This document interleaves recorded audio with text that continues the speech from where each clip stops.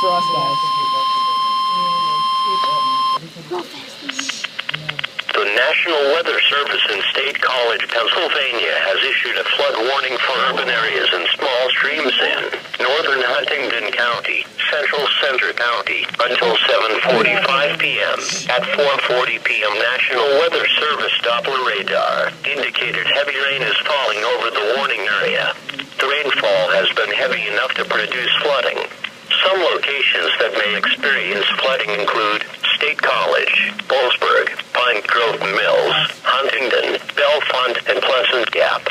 Do not drive your vehicle into areas where the water covers the roadway. Most flooding deaths occur in automobiles. Turn around, don't drown.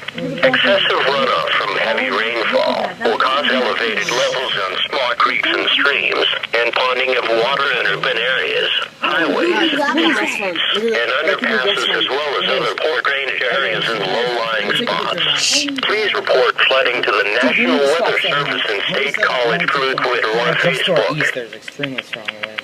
Wait. No, I'm taking video. The